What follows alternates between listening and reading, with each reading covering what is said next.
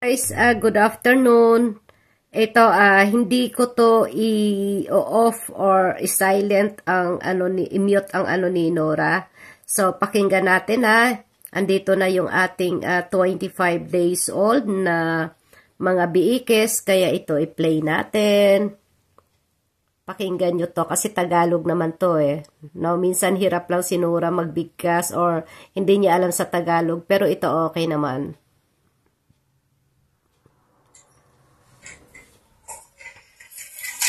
Tingnan mo lang, Kaya nga siguro sila na, tingnan mo lang. Ninangat-ngat nila yung, yung net. Kaya ayun. Kaya nga siguro sila makaano na. Ayun. Wag naman ganyan, Dick. Wag naman ganyan, Dick. Natatawa ako dyan Kaya na. Tingnan lang ninyo na. Ayan. Consumption si Nora, no? Siguro na, Nangat-ngat kasi nila yung net. Tingnan mo rin isa ito.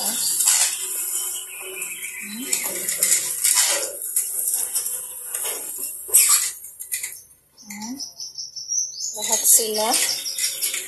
Ganyan ang gagawin nila. Ayan. Naku, mga bese talaga. Pasaway kayo sa akin, mga bibi ko. Wag.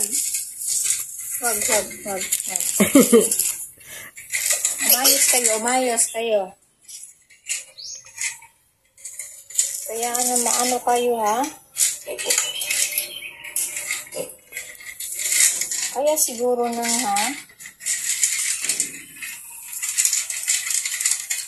sa sobra nilang na lang sila. Malaglag.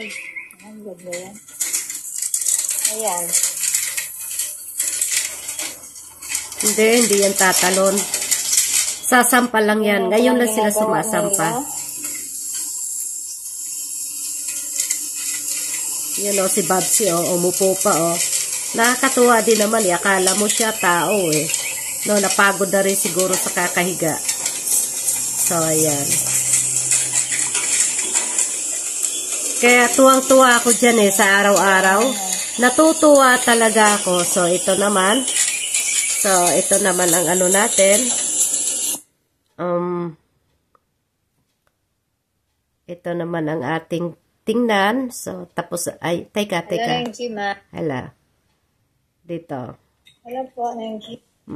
Kaya, iisa lang yan, no? Kasi 2 beses niya ako kung padalhan niya sa araw-araw. Sa mga biik. Yan, iisa pa rin yan. Sa ngayon, kuha to ng araw na to. Kaya yan naman ang inaano natin kasi sobrang takaw na nila. So, may 5 days na lang. 4 days na lang para awatin na sila. Ayan, inaano na nila, sinasaid na rin nila yung mga pagkain sa kanilang kainan. So, ayun, malapit na kayong mawalay kay mami nyo. No? Ayun, mamimiss nyo yung mama nyo. Pero, kaya nga, inano na natin yan si nanay. Pero yan guys, yung iba nga, 4 days lang kumakain na sila ng mga booster nila. Ito namang mga biikis na to, umabot pa siya ng 10 days. No? Nung una, mga paamoy-amoy lang. So, yun nga, syempre itatapon yun kasi para hindi mabahaw. So, yun, pagdating nung 10 days, medyo late yata sila. Kahit nasabi ko dahil may napanood nga ako na kailangan tutunawin siya o lagyan siya ng kaunting tubig nga at ipahid sa dede ng nanay. Pero yun lang, inaamoy-amoy lang nila. So yan, kaya so yun, ngayon may na sila, may free starter na sila. Ayan nga, so okay na. So ready na talaga sila na iwalay. No, at saka bang stable na talaga sila. No, thank you Lord, no? Tapos huy, mukha ko yan Mukha ko. So ito naman guys, ito yung ito na yung ating winning cage, 'yon. Ayan na siya. So nilagyan na ni Inyok, no, ni Insan ito, ginawa na niya kasi nga 8 nga daw ang mga biik. Kaya yan may mga harang-harang, partition. So 8 din siya. So tama yan. Sa ngayon kasi may 2 plastic matting lang tayo. So kulang pa tayo ng ng 10 kasi 12. Ka-size din yan ng buong farrowing pin na yon. So yun ang size, sa 8 sila. Ayan. Sabi nga ni Mister, para daw matingnan-tingnan, para sigurado, diyan na lang muna pansamantala. Ayun ang sabi niya. Pero ano sa tingin nyo? Mayroon akong suggestion kasi ang iniisip ko kaysa gagawa ng building, katulad unlike dito, di nga ba? Mataas siya, tataasan ko pa. Ang ano ko diyan, ang plano ko, no, ang plano ko dito, gawin ko na lang siguro, halimbawa sa mga farrowing pin, halimbawa, ang gagawin ko, gagamit ng malalaking tubo na, para hindi na ako na ko na rin na-mention kay Mr.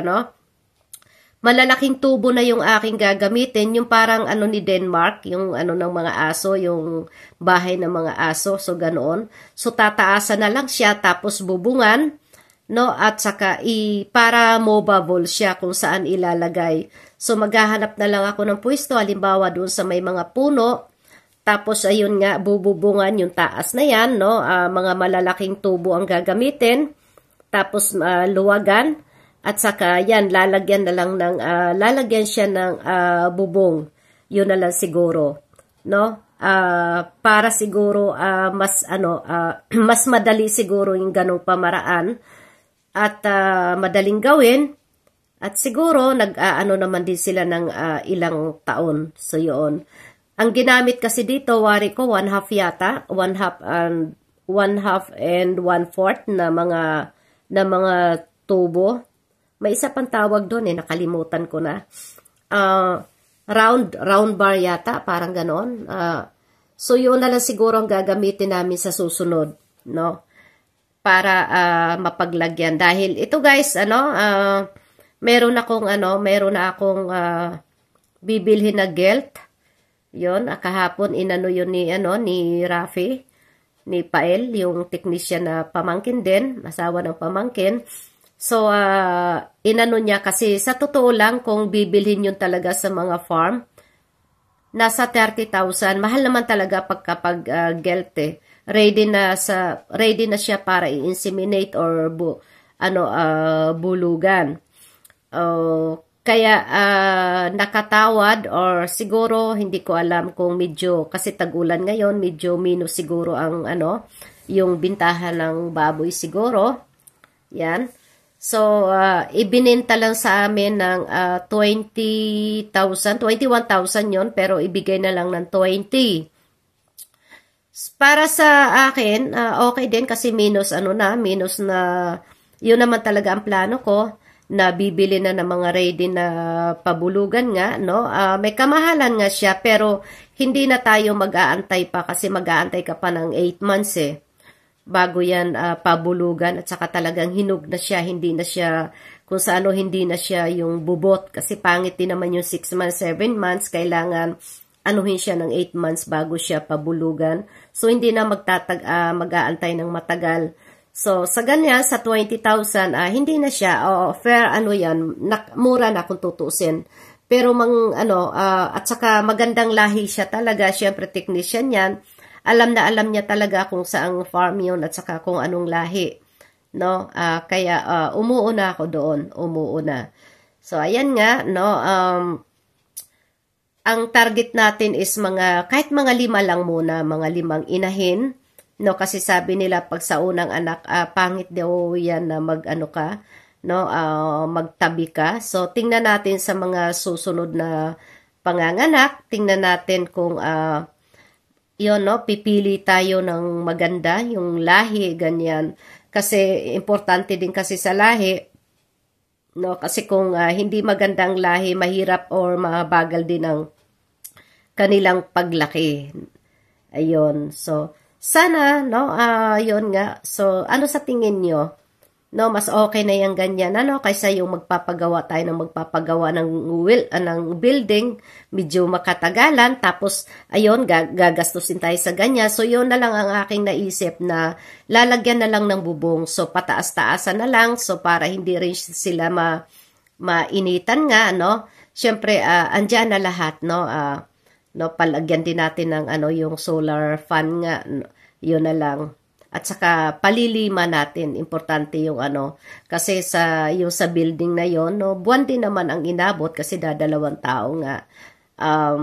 Yun nga, ano, sabi ko nga sa mga sa materials lang talaga is tinotal ko 175,000. Siyempre, ano pa yan, hindi kasama yung labor doon kasi sa materials, ang labor mo dyan is almost 50%, no? Or minsan 60 pa nga siguro, no? Tapos, isa pa, ano bang tawag doon? Hindi kasali yung ating farrowing pin. Pag bumili nga tayo ng farrowing pin, as nasa 35,000. So, nagastos natin doon less 30,000, no? So, nakakaminus din. No, kasi kung bibili tayo ng farrowing pin, kasi syempre sa ibang lugar pa yon, magbabayad din tayo ng sa pang-shipping nga, no? Hindi kasama yung na yon. At yun nga, may rin tayo, may na-less nga kasi pamangkin yun, no? Hindi naman mahal ang singil at ako na lang ang bahala. So, ito na naman sa ating winning cage, no? Mayroon tayong nagastos dyan sa ngayon kasi 2 weeks na ginawa yan ni Inyok. So, sa 2 weeks na yan, syempre may salary din dyan. So, kung bibili tayo, nasa 17,000 siya. Once again, no, syempre, kung magbayad pa tayo ng 4 to 5,000 para sa pagpadala, so aabot din siya ng mga 22. So, ito naman, no, ito kasi itong steel plate na to, nandiyan na yan kasi inano yung kay Babsi, no, malapad kasi yan, no, bumili ako ng isang buo na. So, ayan, napakinabangan nga naman, ayan, nagamit din. So, siguro, sa ngayon, aabot din siguro tayo ng 19, 15, siguro more than 17,000 din. No, so baka nasa 20,000 or mahigit pa. Kasi ito, mas siya kaysa yung una kasi, yung bibilhin, as in talagang sobrang simple lang niya. At saka parang sa tingin ko, wala rin siyang kasi ito, marami siyang mga ganon at may mga brace pa siya, no? So yun kasi as in talagang lang siya, yung parang dalawang ganon lang, no? Tapos, kaya, mura-mura nga siya, pero, hindi siya kasing tibay dito na marami siyang, support, no? Marami siyang support. So, kaya yun, mas aabotin tayo nito ng 20,000 mahigit, kasama yung labor, at saka, syempre, ito. So, yun nga, sabi ko, hindi naman talaga welder yan si Inyok, no? Pero, yun nga, marunong, ibig sabihin, kapag hindi yan talaga ang special team mo, hindi talaga yun ang iyong profession, may kabagalan, pero sa akin, okay yan. Okay naman. Kasi, ganyan talaga. At saka, pulido namang gumawa, no? Pulido naman. So, yun lang guys, ayun, mga ka-farmers, yan, batang farmers, si boy farmers ba yon? So, thank you so much sa inyong lahat. Hindi ko na kayo banggitin ha, kasi pagka nabanggit ko yung isa, baka mamay yung isa, hindi ko rin mabanggit. Basta, thank you so much sa pabalik-balik nyo at maasahan nyo rin ako na nanonood sa inyo minsan guys, kasi nga, masakit yung aking mga daliri, no, sa balikat ko kapag ganon, hindi na ako nagko-komento. So, nanonood na lang ako, o Rampage na ka, no, pinapanood ko yung mga uploads mo. Ayun, si Rampage Channel PH. Ayun, si Rano Channel. Ayun, thank you, Dave Katabang. So, yun, kasi nagpupunta ka kay si Rano. So, yun nga, Yan sa inyo para umangat ka. Ayun nga, Kacho, Alexander.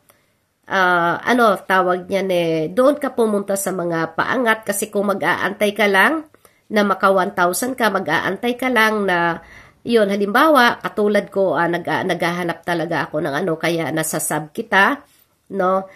Pero kung ano, mabagal talaga kung wala tayong mga virals, no? Kahit minsan viral, no? Manunood lang, hindi naman tayo nasub. Pero kung gusto mong tawag niyan at tumaas ang iyong channel, maganda mas pumunta ka sa wala gaanong mga viewers. Huwag sa sobrang dami kasi depende sa kanilang ano ha, depende pati yan sa kanilang mga content. Kasi minsan kapag may mga reaction, mga reactionist, no, at saka kadalasan diyan mga commentators, no, mga bashers, hindi tayo mapapansin. Mas maganda kung pumunta kayo katulad niya kay Kasambahay, PH Channel, no? Ayan, Kayla Rampage, yun yung mga ano na yan. Maaari kayong mag-comment doon, yun nga, makipagkaibigan kayo. Kasi yun din ang aming mga ginagawa noon. Pero kung hindi naman tayo nagmamadali, no? Kasi itong ating pagcha-channel, hindi naman talaga purpose natin dito pagkakakitaan, kundi isa to sa ating libangan, isa sa album natin, at saka dito nga sa gusto natin, no? Nanonood tayo sa ating mga gustong matutunan, no? Katulad nila ni Dodong Villaran at saka yan si Kayla Kabukal, sabi niya nga, matagal din yan tumaas ang kanyang channel kasi nga totoo yan pagka yun nga kailangan talaga no kapag marami na tayong suki no yun pabalik-balik ako nga pabalik-balik ako sa mga channels nyo ganoon dahil yun ang gusto nating panoorin yung mga farms no kahit anong mga bagay na yan so kaya yan kadalasan dyan sa mga farmers nga no meron lumalaki na yung kanilang mga channel, marami na silang minsan boring lang kasi nanonood ako minsan dyan sa nanonood din ako. Minsan kasi kung marunong kayo mag-edit, huwag din sobrang halimbawa i-focus mo lang sa harapan mo yung video, tapos iisa lang yung ginagawa mo, hindi ka naman nagsasalita, napaka-boring din. Kaya akong ginagawa ko dyan ay pina-fast forward ko. Kasi minsan nasasayang yung maraming minuto no sa tagal-tagal no okay lang yun na halimbawa nakatutok na no kanong ginagawa mo marami kang kinukwento no so pero kung wala namang sounds no nakaka-board naman talaga no kaya nga kung hindi tayo nag-i-edit so yun lang na ako marunong tayo mag-edit, siguro yung iba dyan, may mga editor talaga. So, ang ganda-ganda ng nila. Pero sa akin, hindi yan big deal sa akin kung magaganda yung caption mo or maganda yung mga ini-edit mo. Ang mahalaga yung nilalaman na may matutunan, no? So, yun. So, kasi yung iba na-attract, iba talaga pagka magaling ka mag-edit, no? At saka magaling yung mga thumbnails mo, yung mga caption mo, talagang nakaka-attract din yan sa mga viewers, no? Pero ako nga, nagsisearch pa nga ako Lahat yan, sinisearch ko kung ano yung, tapos maglalabasan na yan. Halimbawa, yung inahing baboy, paano humanap ng magandang inahing baboy. So, maraming naglalabasan. So, lahat halos yan, kiniklik ko yon no? Tapos, tinitingnan ko kung ano mga bago nilang uploads, no? Tapos yan yung mga pakain. So, yun lang, sinisearch ko lang yun, ano bang pinapakain o alternatibo. Kaya nga yan si Kabukals, no, natagpuan ko yun. So, after niyan, no, marami ng recommendation sa atin si YouTube. Thank you so much. Katulad nito, ang haba-haba ng aking wala naman kayo napapanood. So, kaya yan, pwede nyo naman i-skip na yan. No, yan nagdadaldal lang ako na may kasaling advice no sa inyo lang naman yun kung ano ang purpose sa channel nyo pero karamihan dito ng mga may mga farmers na channel no yung tawag niyan malalaki na kanilang mga views at saka marami na silang subscribers, 'di ba ang ganda nga no kumita ka pa. Yung iba dito kumita, meron nga diyan na napakalaking farm na niya. Pero magaganda ha, maganda rin yung ano, hindi ko alam kung siya ang nag-i-edit. Ay ang farm naman niya libo-libo na ang nilalaman ng mga baboy. Pero ang gaganda rin, doon ko rin nakukuha yung kanyang mga advice, no. Yun nga sabi ko, kalaki ng farm niya pero iisa lang halos ang tauhan niya. No, sabi niya nga jackpot nga siya. No, kasi pero lahat naman yan mga auto feeder naman ang gamit, pero ganun pa man yun, siguro dahil talagang negosyante nga, no? Masukal na yung ano, yung kanilang mga ano, pero ayaw pahawanan. Siguro nga kasi nga ganyan naman talaga ang kwento, ano, pagka malaki ka na at saka mayaman ka na nga. So bawat sentimo ay talagang nakakahinayang. Unlike sa atin na mga ano, no, mga bulinggit, talagang lahat na bagay parang ano ba, okay lang yan, okay lang yan. So ganyan talaga ang buhay, no, pagdami pagdamot pa, ganoon nga, pero wag naman ganoon. So sadyang sinuwerte lang, ano, ibinigay lang talaga sa kanila yan ng tadhana. Siguro mga mabubuti naman silang tao, kaya siguro ganoon, no. Ayan, so thank you so much guys. Ito maganda ba? Thank you. Bye-bye. Mag-ingat po tayo lahat. God bless. Ingat po tayo sa mga baha, ha? No? Ayan. Bye-bye.